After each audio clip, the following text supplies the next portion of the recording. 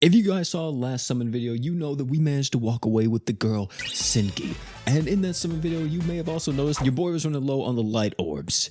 And I needed to grind a lot. And thankfully, I managed to do it. And now I have her and I have been using her, and let me tell you, man, she is great. We're going to be using her in nuke comps, sustain comps, pretty much everything you can imagine. We're going to be trying out Hazuki with and showing you kind of her pros, her cons, and how I just feel about her. Because overall, this is a fantastic character. But before we do all that, let's talk about what this girl does. So she has two passives that are really notable. One of them is the Thunderous Gale. This is her third eye passive. This gives you 100% damage and you autofill your art gauge by 5 during third eye or true third eye. The next is Radiant Burst. This is her true third eye passive, which activates if all allies are above 90% or more HP, which will then increase your attack and accuracy by 100% during your true third eye state. She has a skill that's able to increase the damage to enemies by 20% for 10 seconds. She has an art that's able to buff up physical damage for all allies by 30% every time it's used, up to a maximum of 150%. She has a true art that activates third eye, and once you're in third eye or true third eye, whenever you activate this again, you're going to deal 55,000% damage, and you increase all allies' arts damage by 130%,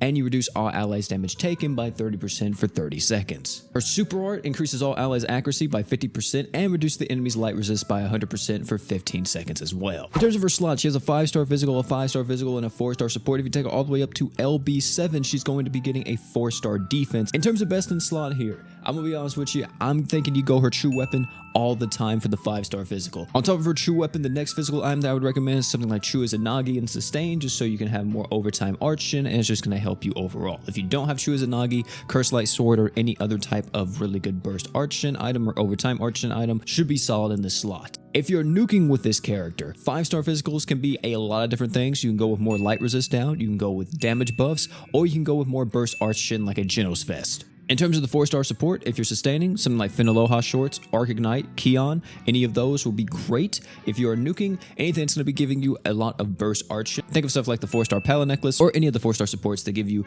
20 art gauge to the entire team. In terms of her crest slots, what we rocking with here, and Hazuki is a little bit of a unique choice when it comes to her crest slots. I feel like you could do a lot, but at the same time, I feel like you kind of just go with the standard honor and you'll be fine. Attack up, definitely. She's all about dealing damage and buffing up other people's damage, and just giving her more attack would just make her hit even harder. Their second one, you can go with art gauge up just to help her become more consistent in nukes, and not only just in nukes, but also in sustain, so she can get into third eye even faster. And if you don't want to go with art gauge, you could also go with like Promise of Funeral God for more damage, or I would even see an argument for maybe equipment CT just for the 4-star support, depending on how much you value that. Now we have her animations. Look at how she's standing in game. This power position, bro. Got the hand on the hip, the arm to the side. You see, hey, I love it. I love it. I really do. I'm not gonna lie to you guys. I might be a little bit biased here because all of her animations I just love so much because of all the chains and everything. So I might be giving this character a high rating already. I'm just going to let you know. But we haven't even seen the animations yet. So let's do the attack skill here. You see she's able to put out a portal. Reminds me of Gilgamesh's whole entire thing where he opens the portals then shoots stuff out of it. We have a skill that opens more portals and just shoots it out. Pretty much the same thing as her attack skill, but a little bit more. We have an art, which is the chains come out and then it goes all over the place. I really love the animation. I like how it looks too, like just how the chains animate. It looks so smooth and so clean. We have the true art here, which is even more chains, and then she's going to jump up and then she's going to throw another chain into it to break them all, do some type of explosion. And then we have her super art, which I love too. All the chains that you could possibly imagine. And then I think she snaps her fingers and then all of them just like disappear.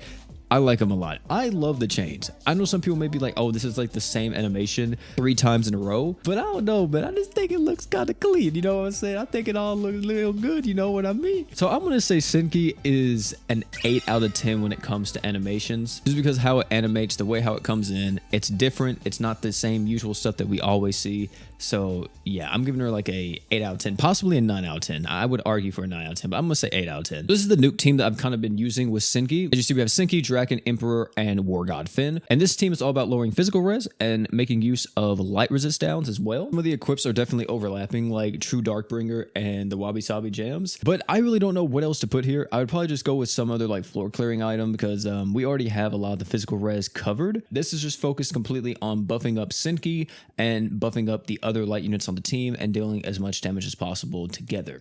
And this thing works not only just well, of course, in the takedown battle, but also in the events that I've been doing.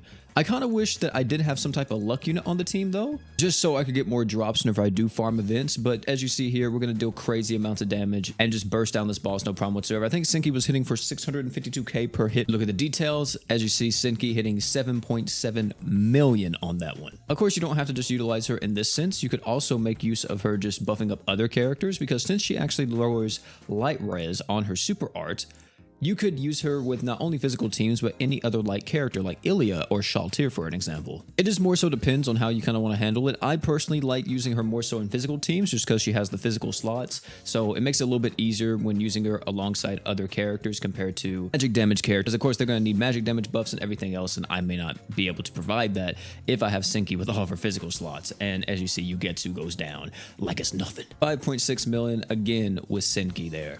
Looking really nice, man. I also believe that you could possibly build a team around her true art if you had the right equips and the right setup for Nuke specifically. I'm curious, I'm gonna actually see this because we have 100 art gauge right here, and I know for a fact we're gonna just get a ton. So let's see if it's enough. There's True Third Eye. She's going to pop it. I think it also depends on how fast she gets out of this state. And then, okay, yeah, there you go. So you could just use it like that too, to be able to buff up other characters to give them even more damage, like Emperor. I don't know why you're not using your True Art, bro. And then, yeah, that's another way that you can use her in nukes to buff up even more characters. So it works like that as well. Look at the damage. Still, Senki's dealing the most DPS even in that department. But yeah, if we're going to be using her more so in sustain though, we would switch the team out a little bit. Since do we want to make use of her damage buff the most, or do we want to make use of the damage resist, or possibly just both? Also, whenever you're making your sustain teams, keep in mind as well that she does have the True Third Eye passive that wants all of her teammates to be above 90% HP, so you probably want to throw on some type of healer like Haruto here. Now, I will say, unfortunately, the way how damage res buffs work, since she gives 30% damage res on the True Art, I don't actually think this will stack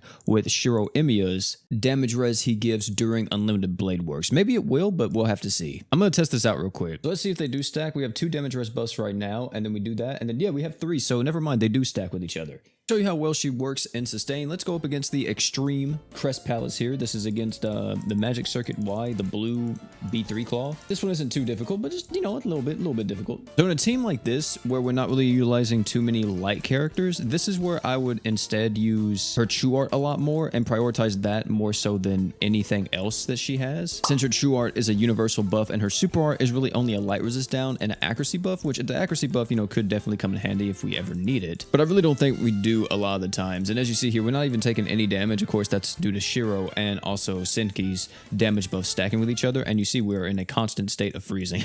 And there we go. We actually beat the boss like it was nothing. Freaking Senki was frozen for that entire last part there, though. You can see that. And you see Senki dealt hardly no damage, but that's because she was literally in ice. I wish that I could also see like how much the damage mitigation kind of played a factor in that as well, like on the stat screen, because that would be cool to look at.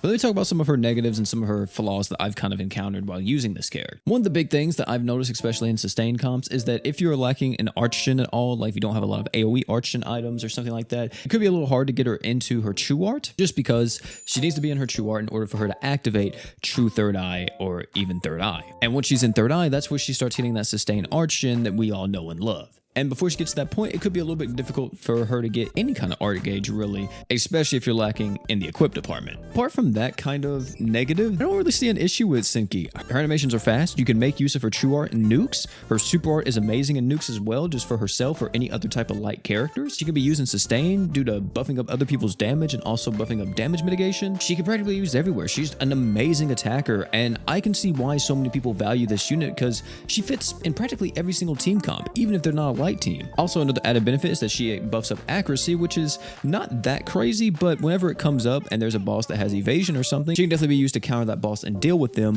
when no one else can, or maybe you don't have another character that can deal with the evasion, so you need the extra accuracy. So yeah, I love her. She's a great character. Not too many flaws with her. I really enjoy her. But ladies and gentlemen, let me know what you all think about Senki down below in the comment section. If you managed to get her, if you managed not to. If you enjoyed this video, have you check out either one of the other videos popping on the screen right now. Great content, guarantee you love them. Oh, and one more thing before you leave. Don't forget to drink water.